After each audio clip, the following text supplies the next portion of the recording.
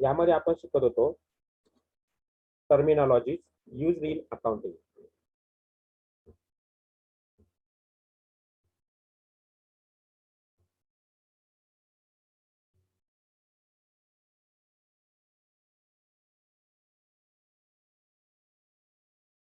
यामध्ये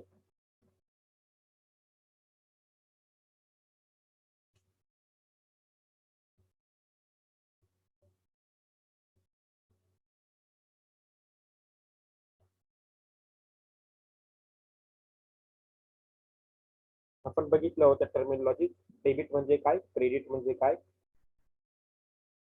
त्यानंतर बघितलं होतं ट्रान्झॅक्शन म्हणजे काय, ट्रान्झॅक्शनचे टाइप्स. त्यानंतर कॅपिटल आणि ड्रॉइंग, डेटर्स आणि क्रेडिटर्स. त्यानंतर एक्सपेंडिचर म्हणजे काय, एक्सपेंडिचर प्रकार कुठले कुठले. त्यानंतर रेव्हेन्यू एक्सपेन्सेसचे पुन्हा जे प्रकार पडतात ते आपण बघितले होते. त्यानंतर डिस्काउंट आणि डिस्काउंटचे टाईप आपण बघितले होते. त्यानंतर ट्रेडिंग ऑर्गनायझेशन आणि नॉन ट्रेडिंग ऑर्गनायझेशन हेही आपण बघितलं होतं काय आहे. त्यानंतर अकाउंटिंग इयर म्हणजे काय आणि फायनान्शियल इयर म्हणजे काय हेही बघितलं होतं. आता आपल्याला सुरुवात करायची होती सॉल्व्हंट आणि इनसॉल्व्हंट. मग सॉल्व्हंट याचा अर्थ अशी व्यक्ती जी आपल्यावरती असणारी देणेदारी किंवा कर्ज सहजपणे पे करू शकते. The person capable to pay his liability easily out of his assets. म्हणजेच काय, ज्या व्यक्तीकडे त्याच्या मालमत्ता या त्याच्या कर्जांपेक्षा जास्त असतात असा व्यक्ती सदन आहेत म्हणजे सॉल्व्हंट आहेत असं म्हटलं जातं. म्हणजेच काय, असा व्यक्ती फायनान्शियली स्टेबल असतो की जो आपल्यावरचे कर्ज सहजपणे पे करू शकतो. अशा व्यक्तीला सॉल्व्हंट पर्सन म्हटलं जातं. मग इन्सॉल्व्हंट म्हणजे कोण, तर अशी व्यक्ती जो आपल्यावरचे डोक्यावरचे कर्ज फेडू शकत नाही अशी व्यक्ती म्हणजेच कर्जबाजारी व्यक्ती. म्हणजे ज्या व्यक्तीचे कर्ज हे त्याच्या मालमत्तांपेक्षाही जास्त असतात म्हणजेच ही व्यक्ती फायनान्शियली स्टेबल नसते. अशा व्यक्तीला इनसॉल्व्हंट असं म्हटलं जातं. तर पुढची जी काही कन्सेप्ट आहे ती आपल्याला बघायचं आहे इन्कम अँड रेव्हेन्यू. आता रेव्हेन्यूलाच इन्कम म्हटलं जातं परंतु दोघांचं नेचर हे डिफरंट आहे. ज्यावेळेला आपण इन्कम म्हणतो त्यावेळेला सगळ्या प्रकारचे इन्कम त्यामध्ये इन्क्लूड असतात. पण रेव्हेन्यू इन्कम ज्यावेळेला आपण म्हणतो त्यावेळेला ते एका स्पेशल कॅटेगरीचं इन्कम त्यामध्ये येतं. मग आपण पहिले बघतोय की इन्कम म्हणजे काय. तर इन्कम याचा अर्थ जिथून जिथून आपल्याला कमाई होईल म्हणजेच अर्निंगचे सोर्सेस. असे जे काही सोर्स ऑफ अर्निंग आहे त्याला इन्कम असं म्हटलं जातं. मग असे इन्कम हे दोन कॅटेगरीमध्ये डिवाइड केले जातात. एक डायरेक्ट इन्कम आणि दुसरा आहे इनडायरेक्ट इन्कम. डायरेक्ट इन्कम याचा अर्थ जो काही आपण प्रायमरीली बिझनेस करतो किंवा जो आपला महत्वाचा बिझनेस आहे त्या बिझनेस ऍक्टिव्हिटी मधनं जे काही आपल्याला इन्कम मिळेल त्याला प्रायमरी इन्कम म्हणजे डायरेक्ट इन्कम किंवा रेव्हेन्यू असं म्हटलं जातं. उदाहरणार्थ एखादा कपड्याचा व्यापारी असेल तर कपड्याच्या व्यापारातून मिळणारे इन्कम हे त्याचं रेव्हेन्यू इन्कम किंवा डायरेक्ट इन्कम किंवा प्रायमरी इन्कम असेल. म्हणजेच ज्या वस्तूचा तो व्यापार करतोय किंवा ज्या वस्तूंचा तो बिझनेस करतोय त्यातनं त्याला जे काही इन्कम मिळेल ते त्याचं डायरेक्ट इन्कम किंवा त्याला तो रेव्हेन्यू म्हणेल किंवा ते त्याचं प्राईम इन्कम असेल. दुसरा जो काही इन्कमचा सोर्स आहे तो आहे इनडायरेक्ट इन्कम. आता सांगायचं म्हणजे शेतकऱ्याचं जर प्रायमरी इन्कम किंवा रेव्हेन्यू कशाला म्हणायचं तर शेतीतनं मिळणारं उत्पन्न. मग जर शेतकऱ्याने बँकेमध्ये एफडीज वगैरे केले असतील त्यातनं जर त्याला व्याज मिळत असेल तर हे इन्कम शेतीतनं मिळणारं इन्कम नाही आणि म्हणून या इन्कमला इनडायरेक्ट इन्कम म्हटलं जाईल. म्हणजेच काय, प्रायमरी बिझनेस सोडून जे काही त्याला इन्कम मिळेल त्याला इनडायरेक्ट इन्कम असं म्हटलं जाईल. Income earn from other than primary source. उदाहरणार्थ रेंट म्हणजे भाडे मिळाले, कमिशन मिळालं, डिव्हिडंड मिळाला, या प्रकारे या प्रकारच्या इन्कमला इनडायरेक्ट इन्कम असं म्हटलं जातं. म्हणजेच इन्कम हे दोन प्रकारचं असतं. हे सरळ सरळ एक मेन उद्योग व्यवसाय करून मिळणारं उत्पन्न आणि दुसरं त्या व्यवसायाशी संबंधित इतर दुसरे कुठले तरी किंवा इतर मार्गांनी मिळालेलं उत्पन्न. म्हणून उत्पन्नाचे डायरेक्ट इन्कम आणि इनडायरेक्ट इन्कम असे दोन प्रकार केले जातात.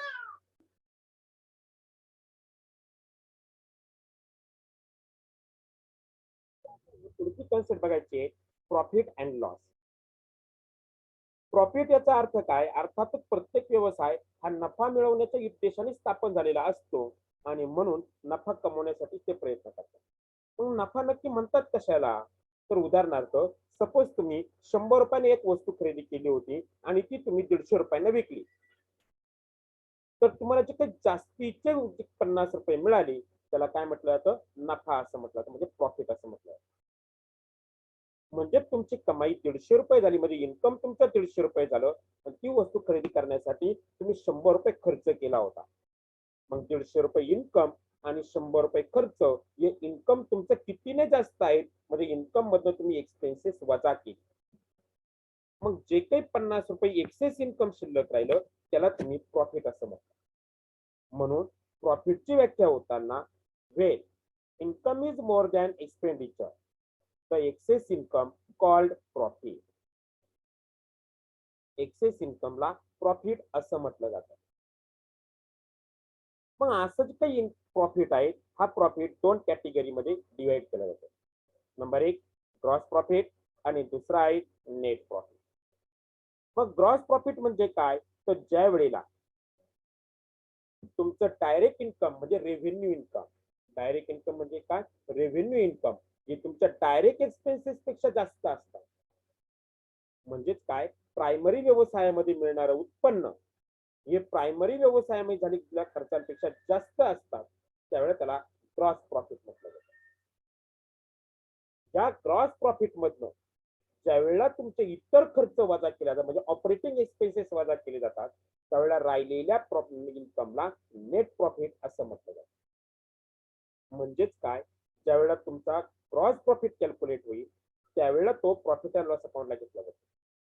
ते आपल्याला पुढे गेल्यानंतर शिकायचं आहे. पण तो जो काही ग्रॉस प्रॉफिट आहे या ग्रॉस प्रॉफिट मध्ये इतर मार्गांनी मिळालेलं इनडायरेक्ट इन्कम ऍड केलं जातं, त्यावेळेला तुमच्याकडे टोटल इन्कम तयार होतं. या टोटल इन्कम मधनं तुमचे इनडायरेक्ट एक्सपेन्सेस वजा केले की नेट प्रॉफिट शिल्लक राहते. म्हणजेच काय? ग्रॉस प्रॉफिट मधनं ऑपरेटिंग एक्सपेन्सेस वजा केले म्हणजे शिल्लक राहिलेल्या प्रॉफिटला नेट प्रॉफिट असं म्हटलं जातं. मग लॉस कशाला म्हणतात? अर्थातच जर इन्कम जास्त असेल तर प्रॉफिट होईल, मात्र जर इन्कम कमी झालं आणि खर्च जास्त झाले तर लॉस होईल. म्हणजेच काय? ज्या वेळेला तुमचे खर्च हे जास्त असतात तुमच्या इन्कम पेक्षा, त्यावेळेला एक्सेस एक्सपेन्सेसला लॉस असं म्हटलं जातं. हे लॉस सुद्धा ग्रॉस लॉस आणि नेट लॉस या प्रकारामध्ये विभागले जातात. अर्थातच तुमचं रेव्हेन्यू इन्कम हे डायरेक्ट एक्सपेन्सेस पेक्षा जर कमी असेल तर तुम्हाला लॉस होईल. तो व्यापारात झालेला लॉस आहे म्हणून त्याला ग्रॉस लॉस म्हटलं जातं. आणि पुढे पुन्हा तुमचे ऑपरेटिंग एक्सपेन्सेस होणार आहेत म्हणजे लॉस मध्ये लॉसची भर पडेल, म्हणजे तुमचा लॉस आणखी वाढेल, त्या लॉसला नेट लॉस असं म्हटलं जातं. आता पुढची टर्मिनॉलॉजी आपल्याला बघायची ऍसेट्स अँड लायबिलिटी. मग ऍसेट्स म्हणजे काय? तर ऍसेटचा अर्थ होतो मालमत्ता, प्रॉपर्टीज ऑफ द बिझनेस, किंवा अशा चीज वस्तू किंवा अशा थिंग्स की ज्या व्यवसायाने स्वतःसाठी खरेदी केलेल्या आहेत. अशा मालमत्ता जर दीर्घ कालावधीच्या वापरासाठी खरेदी केली असतील तर त्याला फिक्स ऍसेट म्हटलं जातं. आणि ज्या मालमत्ता व्यवसायामध्ये रुटीनली रोजच्या व्यवसायामध्ये वापरल्या जात असतील तर त्याला करंट ऍसेट असं म्हटलं जातं. मग फिक्स ऍसेट मध्ये काय काय येतं? तर फिक्स ऍसेट मध्ये land, building, machinery, motor car, computer, furniture या प्रकारच्या वस्तू येतात. करंट ऍसेट मध्ये काय येतं? तर गुड्स जे रोजच्या रोज व्यवसायासाठी लागतात, खरेदी विक्री करावी लागते, कॅश मालाची खरेदी विक्री करण्यासाठी ज्याची गरज असते, बँकेतला पैसा म्हणजे बँक बॅलन्स किंवा बँक अकाउंट, त्यानंतर उधारी दिलेली व्यापारी म्हणजे उधारीवरती माल विकणे म्हणजे क्रेडिट डेटर्स, त्यानंतर ज्यांच्याकडनं उधारीवरती माल खरेदी करतो क्रेडिटर्स, या प्रकारे याचे काही डेटर्स, त्यानंतर तुमचे बँक बॅलन्स, त्यानंतर तुमचे कॅश बॅलन्स, त्यानंतर गुड्स या तुमच्या करंट ऍसेट तयार होतात.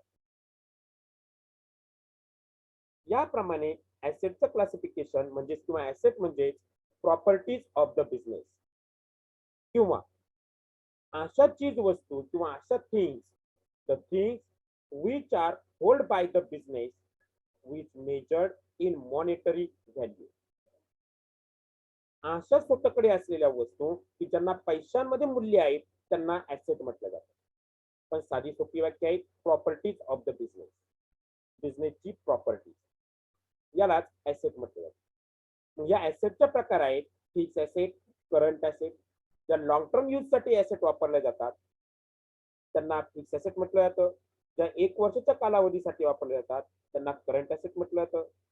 मग फिक्टिशियस ऍसेट म्हणजे नामधारी मालमत्ता. म्हणजे त्यांना मालमत्ता कसं म्हणायचं हा प्रश्न असतो, परंतु नाविलाज असतो त्यांना मालमत्ता म्हणजे ऍसेट म्हटलं जातं, कारण त्यांना एक्सपेन्सेस म्हणून ट्रीटमेंट मिळत नाही. ज्यामध्ये लायसन फी, प्रिलिमिनरी एक्सपेन्सेस या प्रकारे येतात, ते आपल्या डिटेलमध्ये पुढे बघायचं आहे. त्यानंतर जसं आपण बघितलं की फिक्स ऍसेट म्हणजे long term asset, current asset म्हणजे शॉर्ट टर्म ऍसेट, म्हणजेच ऍसेटचे पुन्हा प्रकार पडले लॉंग टर्म ऍसेट आणि शॉर्ट टर्म ऍसेट. त्यानंतर पुढचे जो काही ऍसेटचा प्रकार पडतो आहे टँजिबल आणि इनटँजिबल. मग टँजिबल ऍसेट म्हणजे काय की ज्या मालमत्ता आपण स्पर्श करू शकतो, त्यांचा प्रत्यक्ष उपभोग करून घेऊ शकतो, ते आपण डोळ्यांनी बघू शकतो, अशा मालमत्तांना टँजिबल ऍसेट म्हटलं जातं. ज्याच्यामध्ये फर्निचर, मशिनरी, बिल्डिंग, लँड या प्रकारच्या मालमत्ता आहेत. मात्र इनटँजिबल ऍसेट याचा अर्थ ज्या मालमत्ता मालमत्ता असतात मात्र त्यांना आपण टच करू शकत नाहीत, फील करू शकत नाहीत, मात्र त्यांचा उपभोग मात्र घेता येतो. उदाहरणार्थ बऱ्याच वेळेला आपल्याला समजा ग्रामपंचायतीमधनं उत्पन्नाचा दाखला घ्यायचा आहे. तर वडील सांगतात की तिथे जा आणि माझं नाव सांग, तुझं काम होऊन जाईल. आपण 1-2 दिवस अगोदर तिकडे चक्रा मारलेल्या असतात, लाईन मध्ये उभे राहिलेलो असतो, परंतु आपला नंबर यायच्या वेळी कार्यात तुमचे ऑफिस बंद झालेलं असतं किंवा आपली कॉलेजला जायची वेळ झाली असते. त्यामुळे आपल्या 2-3 चक्रा वेस्ट गेलेल्या आहेत. आता पप्पा सांगतायत की तू तिथे गेल्यानंतर माझं नाव सांग. म्हणून आपण तिथे गेलो तर तिथल्या कारखान्याला आपल्या पप्पांचं नाव सांगितलं, त्याने लगेच आपल्या हातातला कागद घेतला आणि मध्ये जाऊन आपलं काम करून आणून दिलं. मग आपल्याला प्रश्न पडतो हेच जर काम जर मी 2 दिवस अगोदर केलं असतं तर माझे आजचा 3रा दिवस वाया पण गेला नसता. म्हणजेच काय हो, पप्पांचं नुसतं नाव सांगितलं तरी आपलं काम झालं, याचा अर्थ पप्पांच्या नावाला तिथे काहीतरी व्हॅल्यू आहे. मग हे जे काही पप्पांच्या नावाला तिथे व्हॅल्यू आहेत म्हणजे पप्पांचं तिथे काहीतरी स्टेटस तयार झालं. जितकं स्टेटस तयार होणे म्हणजेच गुडविल तयार होणे. मग अशी जी काही गुडविल आहे या गुडविल आपल्याला डोळ्यांना दिसते का? नाही. तिला टच करता येतं का? नाही. तिला फील करता येतं का? नाही. परंतु तरी सुद्धा ती आपल्या उपयोगात पडली, मग तीच सुद्धा आपली मालमत्ता म्हणून एक काम केलं. अशी जी काही मालमत्ता आहे हिला इनटँजिबल ऍसेट असं म्हटलं जातं. म्हणून इनटँजिबल ऍसेट मध्ये गुडविल, ट्रेडमार्क, त्यानंतर कॉपीराईट, पेटेंट या प्रकारच्या मालमत्तांचा समावेश आहे. ट्रेडमार्क याचा अर्थ बिझनेसचे असणारे लोगोज. हे जे काही लोगोज आहेत याला ट्रेडमार्क असं म्हटलं जातं. त्यानंतर ऍसेटचा पुढचा प्रकार आहे डेप्रिसिएबल ऍसेट आणि ऍप्रिसिएबल ऍसेट. मग डेप्रिसिएबल ऍसेट म्हणजे काय की ज्या मालमत्तांचा वापरल्यामुळे त्यांची किंमत घटते म्हणजे त्याच्यावरती डेप्रिसिएशन चार्ज होतो. ज्या मालमत्ता वापरल्यामुळे त्यांच्या किमतीमध्ये घट तयार होते अशा मालमत्तांना डेप्रिसिएबल ऍसेट तयार होतात. उदाहरणार्थ मोबाईल, घेतलात 20,000 रुपयांचा, वापरलात, कोणी त्याला 20,000 रुपयाला परत घेणार आहेत का? नाही. 25,000 रुपये जास्तीची किंमत कोणी देणार आहेत का? नाही. अर्थातच 20,000 रुपयांपेक्षा कमी कमी किंमत त्याची होते. जसे जसे दिवस लोटतील, 6 महिन्यांमध्ये जर समजा 20,000 रुपयांवरून 15,000 रुपयांवरती आलात, तर 1 वर्षाचा कालावधी संपल्यानंतर तो 10,000 रुपयांवरतीच येईल. आणखीन 1 वर्षाचं झाल्यानंतर 2,000 रुपयालाच कोणीतरी मागेल. याप्रमाणे त्याचे ऍसेट घटत घटत जाईल. म्हणजे याच्यामध्ये mobile, furniture, computer, cars, machinery या प्रकारच्या ऍसेटचा समावेश होतो. मात्र काही ऍसेट अशा असतात की ज्यांच्या दिवसागणिक मालमत्तांच्या किमती वाढत चालतात. उदाहरणार्थ लँड. जर आपण 10 वर्षापूर्वी 1,00,000 रुपयाला लँड खरेदी केली असेल, तर आज त्याच लँडची किंमत 10,00,000 रुपये झालेली जाईल. मग अशा ज्या काही ऍसेटची किंमत वाढत जाते, त्या ऍसेटला ऍप्रिसिएबल ऍसेट होते. मग अशा मालमत्ता कोणत्या? तर सोनं, हिरे, चांदी, त्यानंतर लँड या प्रकारच्या मालमत्तांना ऍप्रिसिएबल ऍसेट असं म्हटलं जातं. त्यानंतर पुढे आहे लायबिलिटी. जसं ऍसेट म्हणजे आपण व्यवसायाच्या प्रॉपर्टीज म्हटलं तसंच मग लायबिलिटीज म्हणजे काय? तो व्यवसायावरती असणारे कर्ज किंवा व्यवसायाची असणारी देणेदारी. म्हणजेच काय? व्यवसायाला ज्या अमाऊंट पेएबल असतील किंवा देणेदारी असेल त्याला लायबिलिटीज असं म्हटलं जाईल. मग अशा लायबिलिटीज मध्ये काय काय येईल? तो व्यवसायाच्या मालकाचं कॅपिटल, व्यवसायाने उधारीवरती माल खरेदी केला ते क्रेडिटर्स, व्यवसायाने घेतलेले कर्ज, त्यानंतर व्यवसायाने द्यावयाचे बाकी ठेवलेले एक्सपेन्सेस या प्रकारच्या लायबिलिटीचा समावेश होतो. या लायबिलिटीच्या कॅटेगरीज करताना ज्याप्रमाणे ऍसेटच्या कॅटेगरी केलेल्या आहेत, फिक्स लायबिलिटी आणि करंट लायबिलिटी. फिक्स लायबिलिटी याचा अर्थ कंपनीच्या आयुष्यभर राहणाऱ्या लायबिलिटी. यामध्ये मालकाचं कॅपिटल जोपर्यंत व्यवसाय बंद होत नाही तोपर्यंत ते पे केलं जाणार नाही, अशी लायबिलिटी ही फिक्स लायबिलिटी असते. तर करंट लायबिलिटी याचा अर्थ अशा लायबिलिटी ज्या वर्षभराच्या कालखंडामध्ये आपल्याला पेड करायच्या असतात. उदाहरणार्थ उधारीवरती माल खरेदी केला, त्यांची लायबिलिटी आपल्याला वर्षभरात द्यावी लागेल. कामगारांचा पगार लवकरात लवकर द्यावा लागेल. या लायबिलिटी ताबडतोब पेड करायच्या असतात, त्यांना करंट लायबिलिटी असं म्हटलं जातं. त्यानंतर लायबिलिटीचे आणखी प्रकार करताना लॉंग टर्म लायबिलिटी आणि शॉर्ट टर्म लायबिलिटी असेही केले जातात. मग लॉंग टर्म लायबिलिटी म्हणजे काय? तर अशा लायबिलिटी ज्या दीर्घ कालावधीसाठी म्हणजे एकतर कंपनीच्या आयुष्यभरासाठी किंवा 5, 10, 15, 20 या वर्षाच्या कालावधीसाठी असतात. ज्याच्यामध्ये मालकाचं कॅपिटल, बँकेकडनं घेतलेलं कर्ज या प्रकारच्या कर्ज लायबिलिटीचा समावेश होतो. शॉर्ट टर्म मध्ये सांगितल्याप्रमाणे आपण उधारीवरती माल खरेदी केला, खर्च अजून पेड केले नाहीत म्हणजे आउटस्टँडिंग एक्सपेन्सेस, त्यानंतर बँकेकडनं घेतलेला टेम्पररी बँक ओव्हरड्राफ्ट म्हणजे कॅश क्रेडिट या प्रकारच्या लायबिलिटीचा शॉर्ट टर्म लायबिलिटी मध्ये समावेश होतो. याप्रमाणे आपण इथे या टर्मिनॉलॉजी बघितल्या. आता आपल्याला पुढे बघायचे आहे की GAAP म्हणजे गॅप्स. मग गॅपचा अर्थ काय? तर गॅप्स याचा अर्थ होतो जनरली एक्सेप्टेड अकाउंटिंग प्रिन्सिपल्स किंवा पॉलिसीज. या ज्या काही गॅप्स आहेत किंवा हे जे काही जनरली एक्सेप्टेड अकाउंटिंग प्रिन्सिपल्स आहेत किंवा पॉलिसीज आहेत, जे पिढ्यानपिढ्यांपासून तयार झालेल्या पॉलिसीज आहेत किंवा अनेक वर्षांच्या कालखंडात किंवा परिश्रमात तयार झालेल्या पॉलिसीज आहेत, म्हणून यांना स्टॅच्युटरी रेग्युलेशन असं पण म्हटलं जातं. आता हे जे काही गॅप्स किंवा या ज्या काही पॉलिसीज आहेत यावरती नियंत्रण ठेवण्यासाठी, यांच्यामध्ये बदल करण्यासाठी किंवा देशामध्ये चालणारं जे काही अकाउंटिंगची प्रोसेस आहे तिच्यावरती कंट्रोलिंग करण्यासाठी आपल्या देशामध्ये जी काही एपेक्स म्हणजे प्रायमरी इन्स्टिट्यूशन आहेत ती आहेत Institute of Chartered Accountants of India. जी काही Institute of Chartered Accountants of India आहेत ती आपल्या देशामध्ये अकाउंटिंग व्यवहारांवरती लक्ष ठेवण्याचं काम करते, त्याच्या बाबतच्या व्यवहारांच्या बाबतीत नियम बनवण्याचं काम करते. अकाउंटिंग स्टँडर्ड काय आहेत ते आपल्याला बघायचं आहे, ते बनवण्याचं काम करते. आणि या ज्या काही पॉलिसीज आहेत यांच्यामध्ये जर काही सुधारणा करण्याची गरज असेल, अपडेट करण्याची गरज असेल, आणखी व्यवस्थित बनवण्याची गरज असेल तर यासाठी ती प्रयत्न करत असते. पण अशा गॅप्स कुठले कुठले आहेत? तर ह्या गॅप्स मध्ये आपण साधारणपणे कॅटेगरीज केल्या. मग या गॅप्स मध्ये काय काय येतं, तर येतं पहिलं बेसिक ऍझम्पशन,